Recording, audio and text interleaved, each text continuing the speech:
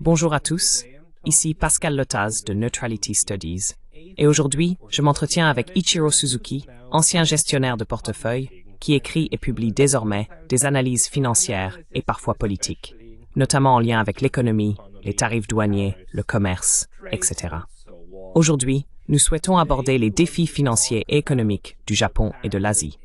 Alors, Monsieur Suzuki, bienvenue.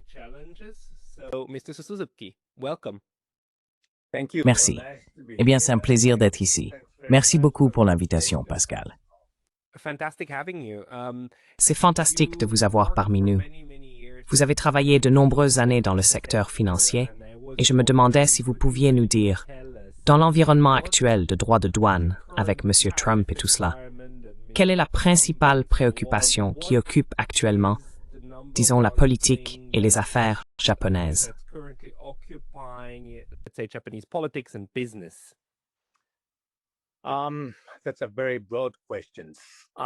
C'est une question très vaste. Je pense que les hommes politiques japonais et le monde des affaires sont désemparés. C'est un tout nouveau monde pour tout le monde, totalement inconnu, inattendu, et nous ne savons pas comment y faire face. Mais cela dit, M. Trump a montré qu'il était principalement préoccupé par ce qui se passe sur les marchés financiers. J'investis donc en partant du principe qu'il ne va pas trop perturber le marché. Il y aura une perturbation à court terme, mais sur le long terme, peut-être 3 à 5 ans, ou au moins pour les prochaines années, il n'y aura pas trop de perturbations. Donc les marchés devraient probablement bien se porter malgré la volatilité à court terme.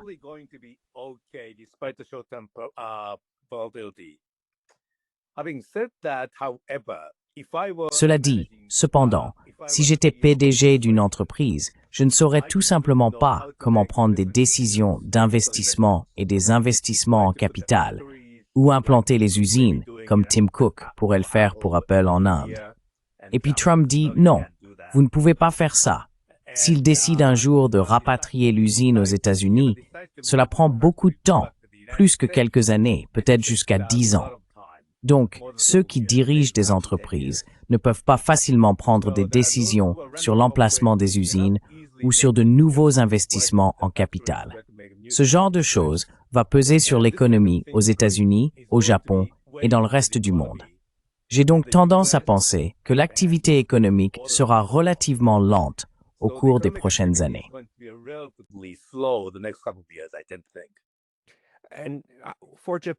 Et pour le Japon, je veux dire, le Japon dépend aussi beaucoup du marché américain, mais également du marché chinois.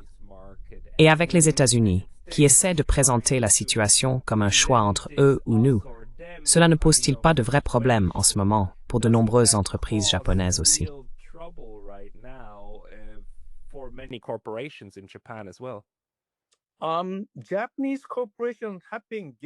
Les entreprises japonaises quittent la Chine depuis un certain temps, depuis quelques années, après le Covid.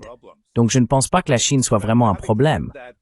Mais cela dit, elles doivent déplacer leurs usines au Vietnam ou dans des pays similaires. Et l'administration américaine actuelle n'apprécie pas cela. Il doit donc y avoir une pression pour transférer les usines aux États-Unis, pour déplacer les usines aux États-Unis autant que possible. Je ne sais donc pas comment elles vont répondre à ce genre de demande implicite.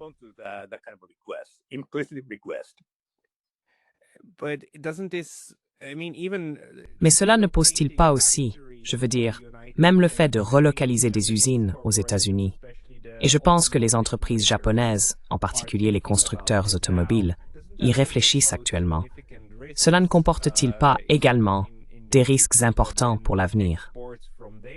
Par exemple, les exportations depuis ces usines pourraient à nouveau être frappées, disons, de droits de douane par l'Union européenne ou de mesures de rétorsion tarifaire. Le Japon a-t-il une expérience de ce type d'environnement tarifaire? Ou pour poser la question autrement, le Japon des années 1980 a subi de fortes pressions économiques de la part des États-Unis. Cette expérience influence-t-elle la politique économique actuelle du Japon?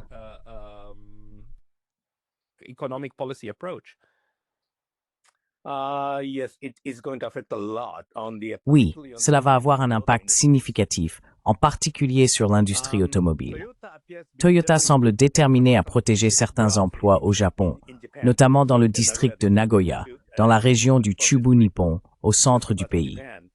Ils sont très attachés au maintien de l'emploi dans ce pays, tout en fabriquant également de nombreuses voitures aux États-Unis et en Amérique du Nord. Ils ont fait tout ce qui était possible jusqu'à présent aux États-Unis et au Canada, mais maintenant, sous la pression, ils pourraient devoir choisir de déplacer davantage d'usines, davantage de production vers les États-Unis. Cela va exercer une pression sur l'emploi au Japon, et cela m'inquiète un peu. Toyota dans son ensemble, en tant qu'entreprise, s'en sortira probablement bien, voire mieux que bien. Mais il y aura beaucoup de pression sur l'économie japonaise si la situation évolue dans la mauvaise direction.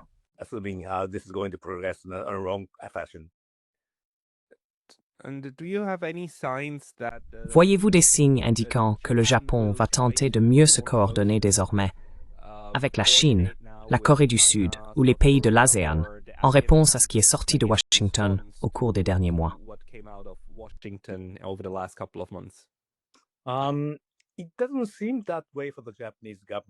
Cela ne semble pas être le cas pour le gouvernement japonais. Il semble que le Japon est déterminé et pris la décision d'être un allié des États-Unis.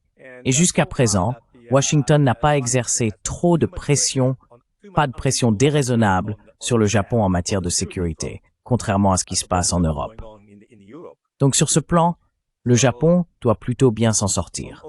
Nous avons donc plus de temps, mais néanmoins, si une taxe de 25% sur les voitures exportées de ce pays vers les États-Unis perdure, peut-être que Toyota acceptera cette taxe de 25% pendant un certain temps.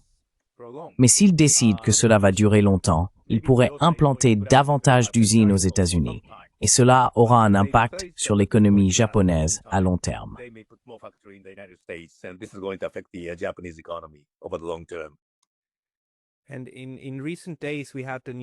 Ces derniers jours, nous avons appris que les États-Unis avaient finalement donné leur accord à l'achat de US Steel par Nippon Steel. C'était un accord, une fusion, une acquisition, qui était en préparation depuis de très nombreuses années. Interprétez-vous cela comme une concession au Japon ou comme un changement de politique américaine, ou comment expliquez-vous ce revirement aujourd'hui?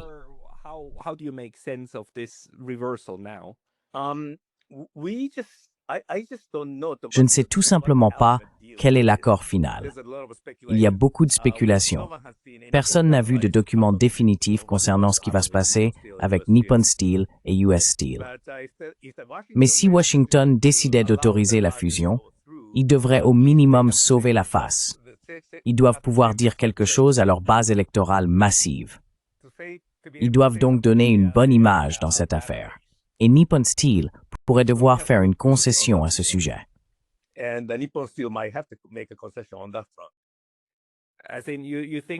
C'est-à-dire, tu penses que ce sera une mascarade, que les États-Unis vont présenter ça comme une grande victoire, alors qu'en réalité, tu sais, Nippon Steel obtiendra simplement ce qu'elle veut. C'est bien ça?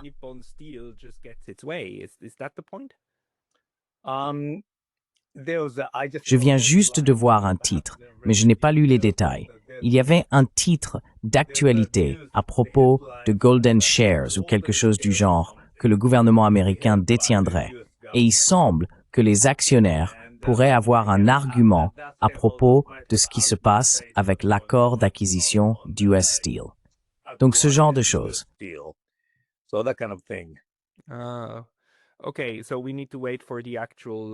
D'accord. Donc, nous devons attendre le document officiel pour comprendre à quoi ressemblera la structure. Mais qu'en est-il du secteur financier, que vous connaissez le mieux? Savez-vous, d'après vos collègues et autres contacts au Japon, si tout le monde est nerveux en ce moment? Ou s'agit-il en réalité d'une période propice aux investissements et à la gestion de portefeuille?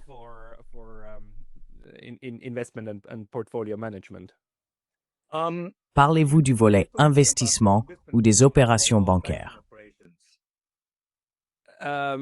Lequel des deux will posséder par la situation actuelle?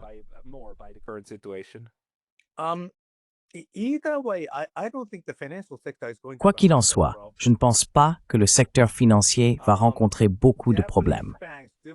Les banques japonaises n'ont pas une grande présence aux États-Unis. Elles n'ont pas une forte présence physique. Mitsubishi UFJ détient 20% de Morgan Stanley, mais ce sont des investisseurs passifs et ils ne font pas grand-chose aux États-Unis.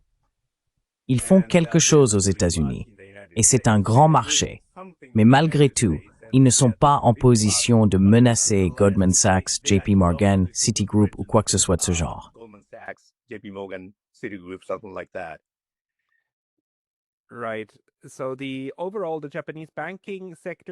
D'accord. Donc, dans l'ensemble, le secteur bancaire japonais n'est pas trop exposé à un risque provenant de Washington dans ce cas? Je ne pense pas qu'il y ait trop de risques à ce sujet. Il s'agit du secteur manufacturier. Et donc, voyez-vous actuellement des changements dans l'allocation du capital, par exemple, un déplacement vers l'or ou une allocation de capital vers les obligations d'État, ou certains acteurs qui se débarrassent de certaines obligations au profit d'autres? Y a-t-il en ce moment un mouvement important sur les marchés?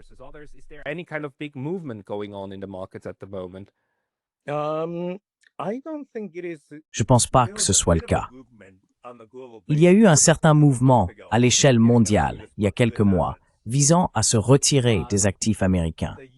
Les actifs américains, qu'il s'agisse d'obligations ou d'actions, ont connu une très forte progression depuis 2008, au cœur de la crise financière. Et la surperformance a été tellement importante pendant une période si longue. Il est donc raisonnable d'envisager une correction, de s'en retirer. Les actions américaines sont surévaluées et les obligations étaient probablement surachetées. Il est donc assez logique de se tourner vers des actifs européens, des obligations d'État japonaises ou autres.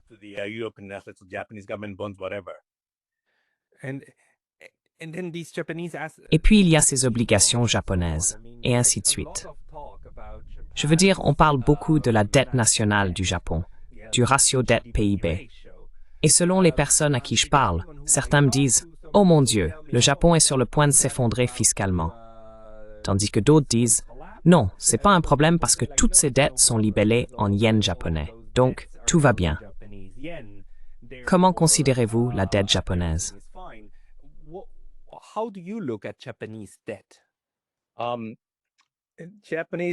Le Japon fait face à ce type de situation d'endettement depuis 30 ans. Déjà au milieu des années 1990, certains parlaient d'un défaut de paiement imminent ou d'un effondrement du marché obligataire. Mais cela ne s'est pas encore produit. Cela dit, le Japon ne peut pas se permettre d'être complaisant à ce sujet. Déjà, les rendements des obligations d'État à 10 ans, du moins ceux des obligations d'État à 30 ans, se négocient aujourd'hui à des niveaux supérieurs à ceux de la Chine.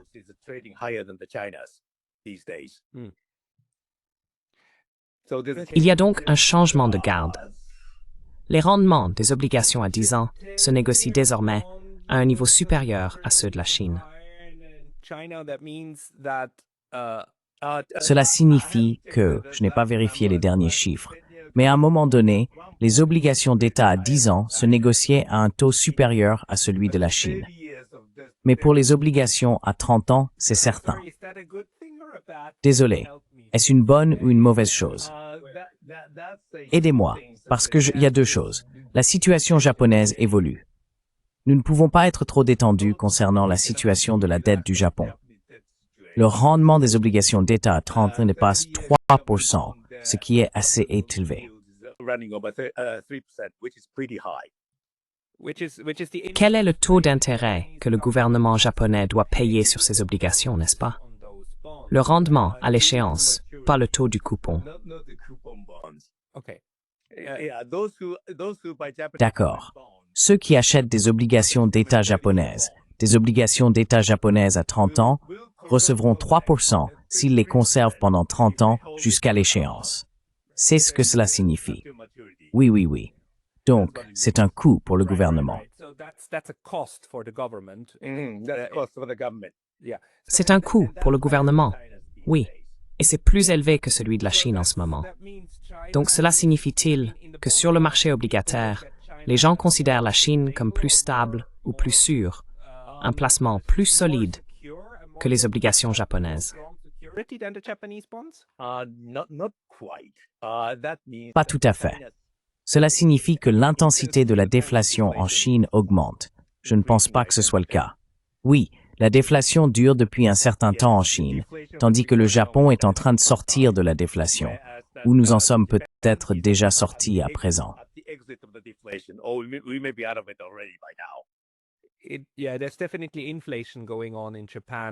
Oui, il y a clairement de l'inflation au Japon. Je connais le Japon depuis 20 ans, et pour la première fois il y a environ 3 ans, j'ai vu les prix augmenter un peu, mais pas partout, ni de façon généralisée. Donc cette hausse du rendement obligataire, pensez-vous qu'elle reflète de manière générale l'augmentation des prix au Japon? Oui.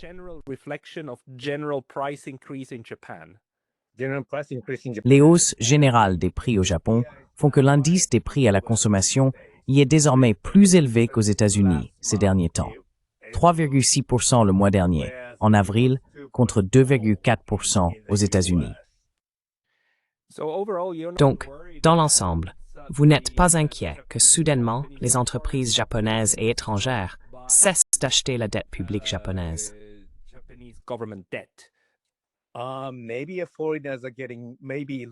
Peut-être que les investisseurs étrangers s'intéressent de moins en moins à l'achat de la dette japonaise.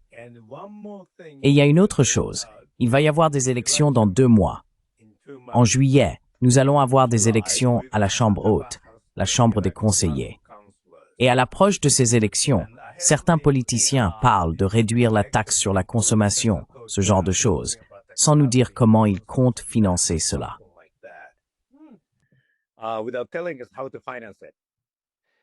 Je veux dire, la taxe sur la consommation a été augmentée il y a 6 ou 7 ans, passant de 8% à 10%, non? Oui. Ce serait bien si elle revenait à 8% à nouveau, ou de quoi parle-t-on exactement? En raison de la hausse des prix, notamment dans l'alimentation, certains responsables politiques évoquent la possibilité de réduire la taxe sur la consommation, voire de la supprimer sur les produits alimentaires, ce qui aiderait les ménages moyens. Le prix du riz au Japon est devenu complètement fou. Il a doublé au cours des 12 derniers mois. Mais il y a aussi des droits de douane très élevés. Le gouvernement japonais impose des droits de douane sur le riz étranger. Pourquoi le gouvernement japonais n'a-t-il pas encore supprimé une grande partie de ces droits de douane afin d'importer plus de riz de l'étranger? Je veux dire, la Thaïlande n'attend que ça. Ils attendent simplement. Ils ont tout ce riz. Oui.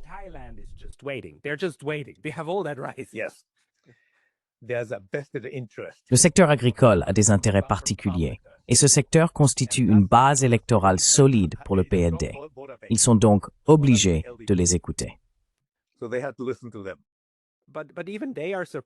Mais même eux sont surpris par le prix du riz. Parce que je veux dire, en même temps, le gouvernement japonais parle de libérer, ou a déjà libéré, des réserves stratégiques. Ils ont des réserves stratégiques de riz, et ils les libèrent pour faire baisser les prix. Oui. Pourquoi celui-là est-il acceptable, alors qu'importer du riz étranger pour la durabilité du marché ne l'est pas?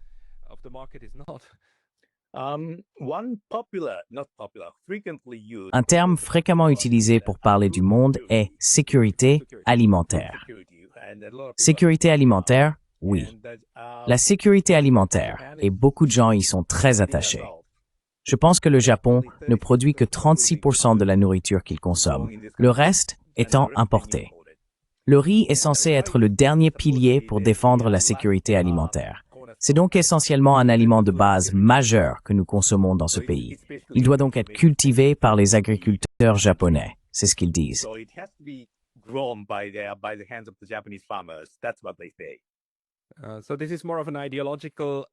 Donc, il s'agit plutôt d'une décision idéologique que d'une décision économique.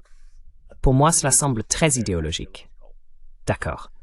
Mais pensez-vous que cette hausse des prix du riz a des effets secondaires sur d'autres produits?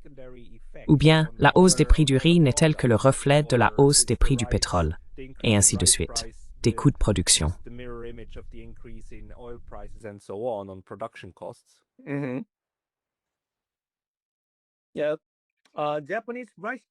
Une partie de la raison pour laquelle les prix du riz japonais augmentent, c'est que les coûts de production augmentent aussi. Le coût de l'énergie, par exemple, ainsi que le coût des salaires des travailleurs à temps partiel, des machines et des engrais, ce genre de choses, tout augmente en ce moment. Donc les coûts de production ont dû augmenter d'un certain pourcentage, peut-être 25%, 30%. Cela ne m'étonnerait pas.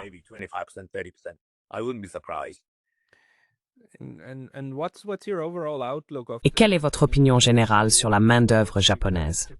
Parce que le Japon est le pays qui vieillit le plus rapidement au monde. Et l'âge moyen des agriculteurs aujourd'hui est, je crois qu'il est d'environ 67 ans. Oui, presque 70. Presque 70. Quel est votre point de vue à ce sujet? Pour ma part, j'ai toujours pensé que la résistance aux produits agricoles étrangers diminuerait automatiquement à mesure que cet âge moyen augmenterait. Mais jusqu'à présent, cela ne s'est pas produit. Le Japon fait-il venir davantage de main-d'œuvre étrangère en ce moment pour aider dans ce secteur?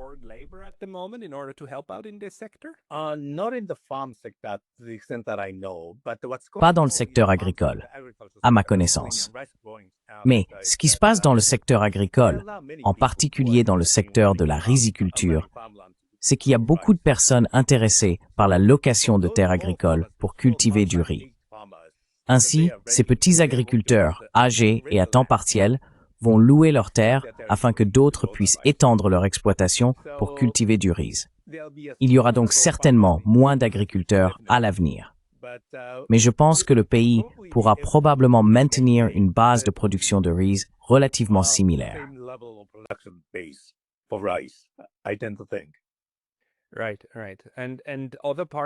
Oui, oui.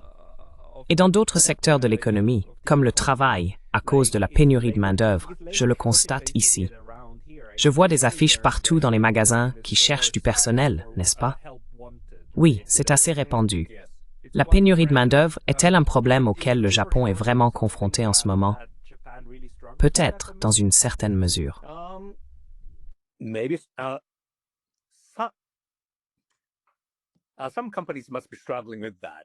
Certaines entreprises doivent lutter contre cela depuis un certain temps, mais j'ai tendance à penser que c'est une bonne chose.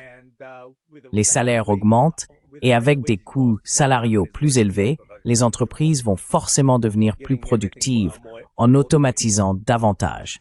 Cela n'a pas été fait au cours des 20 ou 30 dernières années. Elles n'ont pas beaucoup investi dans l'automatisation ou l'amélioration de la production. Donc, la pénurie de main-d'œuvre est en fait le catalyseur d'une productivité accrue. Oui, tout à fait.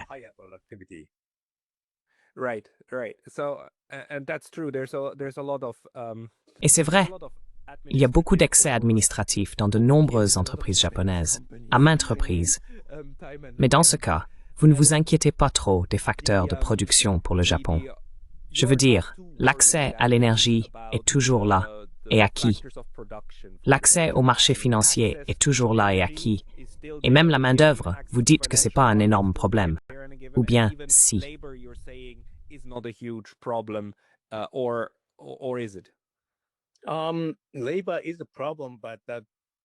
Le travail est un problème.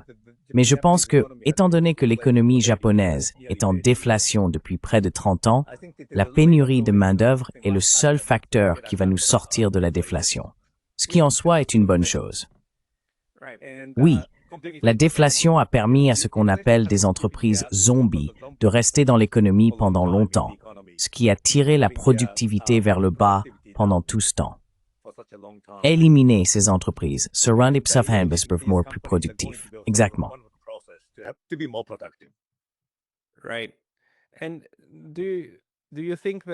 Et pensez-vous que les Japonais vont alors chercher à nouveau davantage de marchés à l'étranger?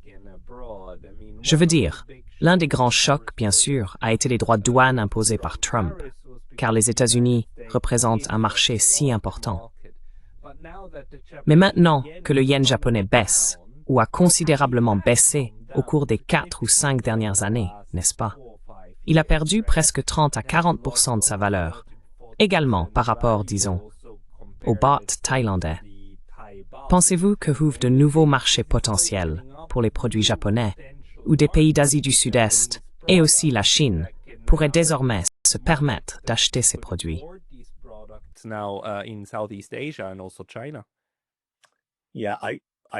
Oui, j'espère que les produits japonais sont assez compétitifs en Asie du Sud-Est. Mais c'est justement là que les exportateurs chinois gagnent beaucoup de terrain. Exactement.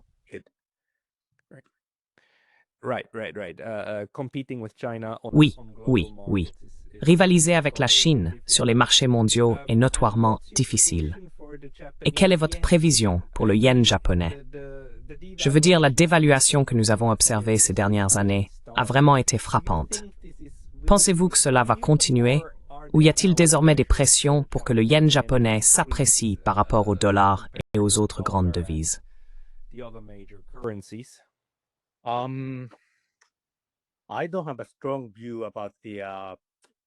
Je n'ai pas d'opinion tranchée sur l'évolution du yen japonais, mais j'ai tendance à penser qu'il ne va pas beaucoup rebondir. Et je dois revenir sur la question des obligations d'État japonaises et des problèmes de dette. Le ministère des Finances a manifestement fait des efforts pour encourager les investisseurs étrangers à acheter davantage d'obligations d'État japonaises, car l'offre va de toute façon augmenter. Et pour qu'ils achètent, soit la devise doit être à un niveau plus attractif, soit les taux d'intérêt doivent être plus élevés, soit les deux.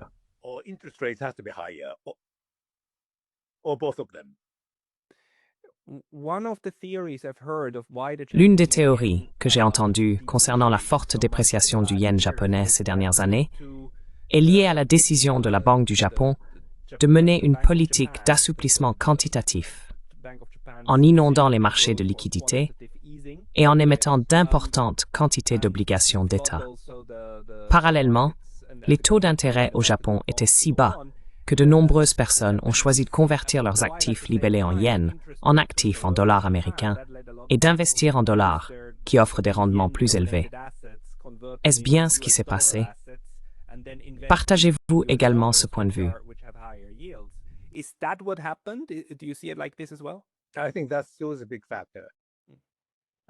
Je pense que ça reste un facteur important. Comme je l'ai dit, l'inflation dans ce pays est désormais plus élevée qu'aux États-Unis ces derniers temps. Et en même temps, le taux d'intérêt réel reste négatif au Japon. Le Japon est le seul pays à avoir un taux d'intérêt réel négatif.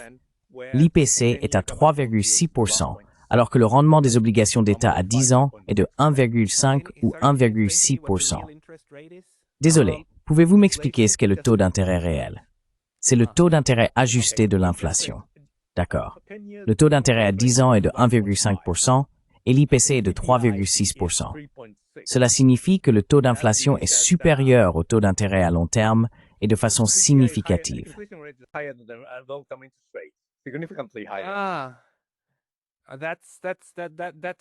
C'est pourquoi je n'arrive toujours pas à obtenir un taux d'intérêt raisonnable sur mon compte bancaire, sur mon compte à la poste japonaise. On touche un peu d'intérêt, mais l'inflation l'emporte. L'inflation l'emporte, c'est ça.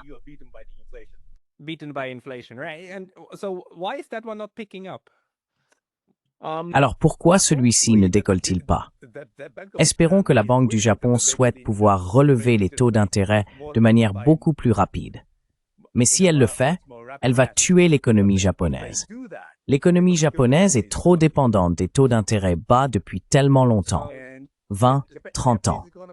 Et cette entreprise zombie devrait soudainement déposer le bilan.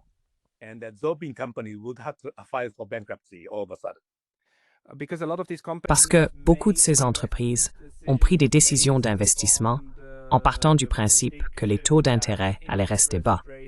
Et s'ils augmentent, alors leurs prêts hypothécaires et autres vont exploser. Ils empruntent tout simplement trop pour rester à flot. Et si les taux augmentent soudainement, ils devront mettre la clé sous la porte. Ils devront déclarer faillite.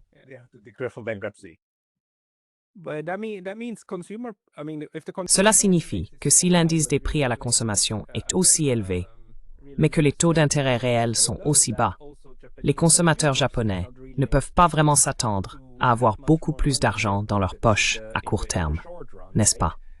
C'est tout à fait exact.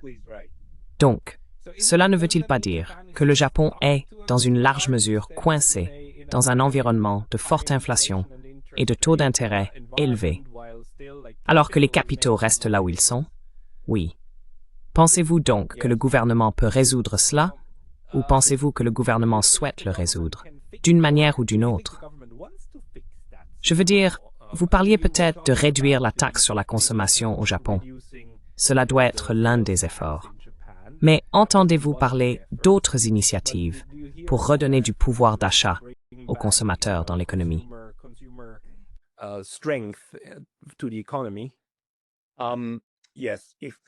Oui, si la taxe sur la consommation est supprimée ou réduite sur les produits alimentaires, cela va plaire aux consommateurs à court terme. Mais cela va aussi exercer une pression sur l'obligataire.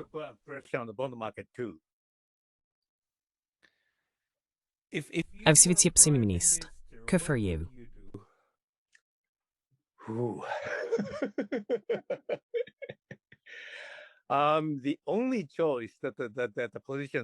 Le seul choix que les responsables politiques peuvent faire, c'est que l'objectif, eh bien, il faudra que cette situation se résorbe, que cela se déroule sur une longue période.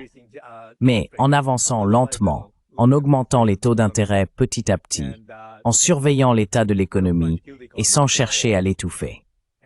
Et en même temps, le fait de maîtriser l'inflation rassure les consommateurs, même s'ils ne sont pas heureux.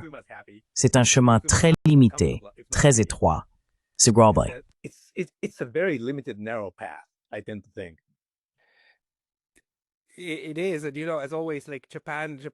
C'est vrai. Comme toujours, le Japon doit être très prudent dans ses décisions économiques. Et si l'on regarde en arrière, notamment les années 1990, lorsque la bulle a éclaté, le Japon est entré dans ses 30 années de déflation. Pensez-vous que le Japon est aujourd'hui dans une position plus forte, meilleure qu'à l'époque des années 1990? Ou bien, les années 1990 représentaient-elles encore une situation plus porteuse d'espoir pour le Japon qu'aujourd'hui?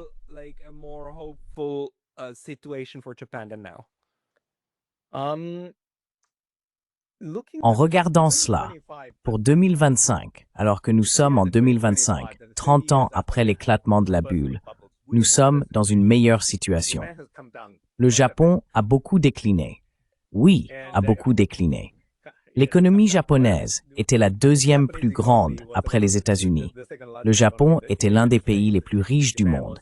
Et maintenant, nous sommes tombés à quelque chose comme la 30e place en termes de PIB par habitant. Il ne s'est rien passé pendant 30 ans. Mais l'économie japonaise a effectué de nombreux ajustements au cours de ces 30 années. Et les entreprises japonaises ont enfin appris à fonctionner dans l'économie numérique. Donc, dans l'ensemble, nous allons traverser. Nous ne pouvons tout simplement pas descendre beaucoup plus bas.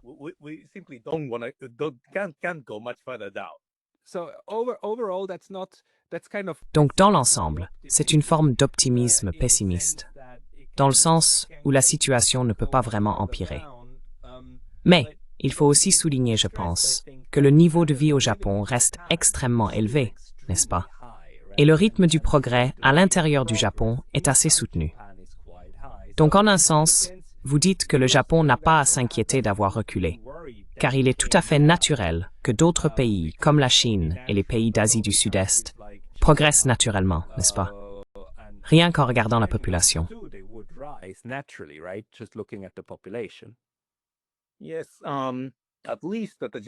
Oui, au moins, le Japon n'a pas connu de dépression, donc l'économie est restée stagnante et le niveau de vie est relativement élevé. Mais en même temps, au cours des 20 ou 30 dernières années, d'autres pays sont devenus considérablement plus riches. Et c'est là le principal problème auquel le Japon est confronté aujourd'hui. Son accumulation n'a pas suivi le rythme, n'est-ce pas? Nous nous en sortons plutôt bien à l'intérieur de l'économie japonaise. Mais lorsque nous essayons d'acheter, disons, du riz, Par exemple, s'il devait y avoir une famine à l'échelle mondiale, nous au Japon pourrions ne pas être en mesure d'acheter autant de riz étranger que nous le souhaiterions, tout simplement parce que nous ne pourrions pas payer. Ce genre de choses pourrait arriver à l'avenir.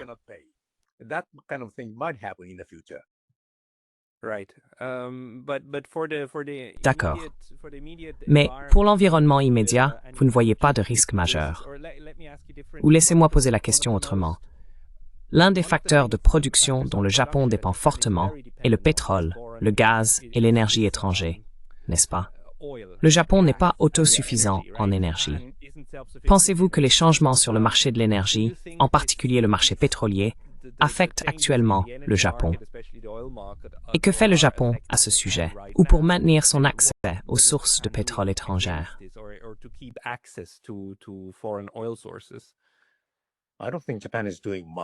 Je ne pense pas que le Japon fasse grand-chose.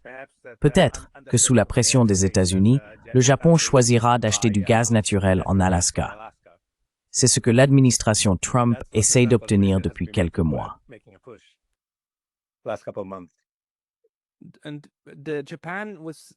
Et il y a 3 ans, le Japon parlait d'abandonner les projets à Sakhalin avec la Russie, les projets d'extraction conjointe. Finalement, ils ne l'ont pas fait. Je veux dire, Mitsui et Mitsubishi sont toujours impliqués dans ces positions, à ma connaissance. Pensez-vous que dans le futur, l'exploration conjointe des combustibles fossiles avec la Russie sera quelque chose que le Japon refera, même si pour l'instant, il reste très discret à ce sujet?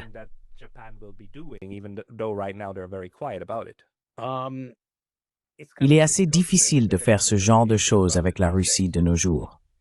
Ces projets ont commencé il y a longtemps, mais après l'invasion de l'Ukraine par la Russie, il est devenu difficile de les poursuivre.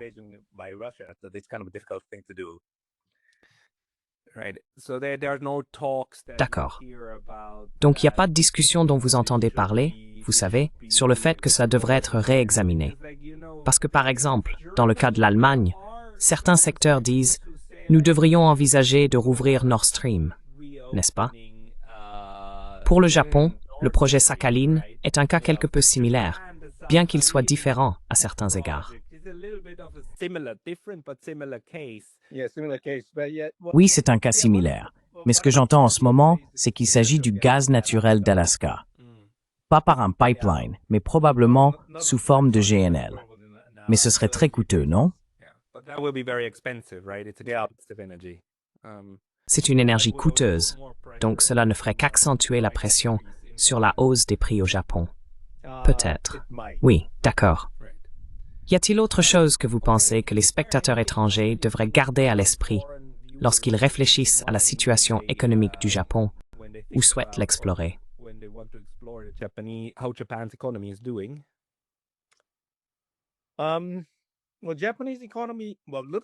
Eh bien, si l'on compare l'économie japonaise au reste du monde, elle est en difficulté depuis longtemps. Mais au moins, par rapport à la Chine, ce n'est pas si mal.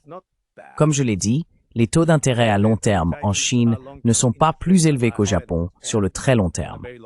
Cela signifie que la déflation s'intensifie au Japon et cela va exercer une pression sur le système bancaire pendant un certain temps. La Chine possède des banques d'État, donc il n'y aura peut-être pas trop de problèmes. Elles peuvent continuer ainsi. Mais cela va rester un problème pour la Chine pendant un certain temps. Et si l'on compare à l'Allemagne, par exemple, l'Allemagne a été assez dépendante des exportations, en particulier au sein de l'Union européenne, ainsi qu'envers la Chine et les États-Unis. Et elle traverse actuellement des périodes difficiles. Elle subit également des pressions pour augmenter ses dépenses de défense, ce qui va placer l'Allemagne dans une situation délicate pendant un certain temps. Il sera très difficile de gérer ce pays au cours des prochaines années.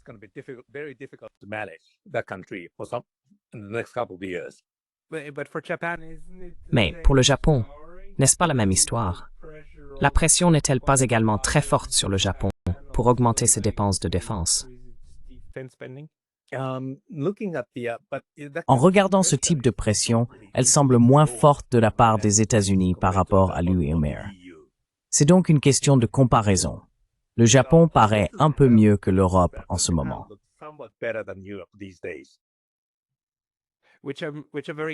Ce dont je me réjouis beaucoup. Donc dans l'ensemble, les perspectives ne sont pas si négatives que ça. Monsieur Suzuki, si les gens veulent suivre vos écrits, ils devraient aller sur votre blog, je suppose. Oui, mes écrits sont publiés par un institut de recherche dirigé par un ami à moi, eastasianstudies.org.